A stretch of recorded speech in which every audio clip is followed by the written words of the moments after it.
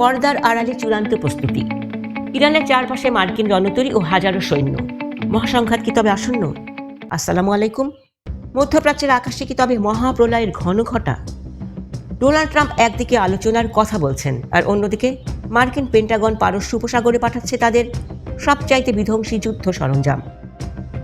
আল জাজিরার এক ইনসাইড রিপোর্টে উঠে এসেছে চাঞ্চল্যকর তথ্য। ইরাক যুদ্ধের পর এই প্রথম মধ্যপ্রাচ্যে এত বিশাল সংখ্যক মার্কিন সেনা মোতায়েন করা হচ্ছে। এটা কি কেবলই ভয় দেখানো, নাকি বড় কোনো হামলার চূড়ান্ত মহড়া? আমেরিকার 82তম এয়ারবর্ন ডিভিশন আর মেরিন এক্সপেডিশনারি ইউনিটগুলো এখন কোথায় অবস্থান করছে? আজকের এই বিশেষ প্রতিবেদনে আমরা ম্যাপ ধরে দেখাবো কিভাবে ইরানকে চারপাশ থেকে ঘিরে ফেলছে মার্কিন বাহিনী। ভিডিওটি না টেনে শেষ পর্যন্ত দেখুন, কারণ এই তথ্যের আড়ালে লুকিয়ে আছে আগামী দিনের ভয়াবহ সত্য।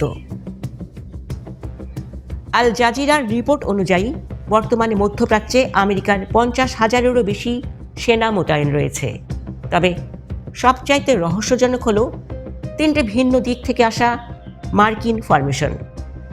প্রথমটি হল ইউএসএস ত্রিপোলি এবং 31তম মেরিন এক্সপেডিশনারি ইউনিট, যা জাপান থেকে যাত্রা করে এখন দিয়েগো গার্সিয়া হয়ে মধ্যপ্রাচ্যের দিকে এগোচ্ছে। দ্বিতীয়টি হল ক্যালিফোর্নিয়া থেকে আসা ইউএসএস বক্সার এবং 11তম মেরিন ইউনিট। আর সব শেষে নর্থ ক্যারোলাইনা থেকে সরাসরি পাঠানো হয়েছে 2000 দুধর্ষ প্যারাট্রুপার। এই 3 শক্তির মিলনস্থল হতে যাচ্ছে পারস্য উপসাগর, যা ইরানের জন্য এক বিশাল মনস্তাত্ত্বিক এবং সামরিক চাপ। পেন্টাগনের ভাষায় এটি অপারেশন এপিক ফিউরির অংশ, কিন্তু বিশ্লেষকরা বলছেন অন্য কথা। ট্রাম্প প্রশাসন একদিকে তেহরানের সাথে দর কষাকষি করছে, আর অন্যদিকে যুদ্ধের হুমকি দিচ্ছে। আল জাজিরা জানিয়েছে ইউএস সেন্ট্রাল কমান্ড বা সেন্ট্রমকম এখন 200-এর বেশি যুদ্ধবিমান এই অঞ্চলে মোতায়েন করেছে। এই বিশাল আয়োজন কেবল রক্ষণাত্মক নয়, বরং ইরানের সামরিক অবকাঠামো গুঁড়িয়ে দেওয়ার একটি দীর্ঘমেয়াদী পরিকল্পনার অংশ হতে পারে। বিশেষ করে হরমুজ প্রণালী দিয়ে তেলের জাহাজ চলাচল স্বাভাবিক রাখা এবং ইরানের ড্রোন সক্ষমতা ধ্বংস করাই আমেরিকার মূল লক্ষ্য বলে মনে করা হচ্ছে।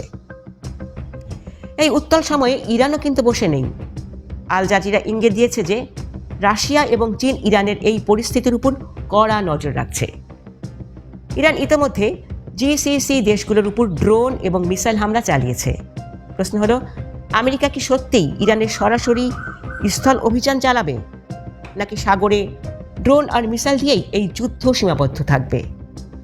ডোনাল্ড ট্রাম্পের দাবি যে ইরান চুক্তির জন্য তাকিয়ে আছে, তা তেহরান অস্বীকার করলেও এই বিশাল সৈন্য সমাবেশ প্রমাণ করে যে কোনো একটি পক্ষকে পিছু হটতেই হবে।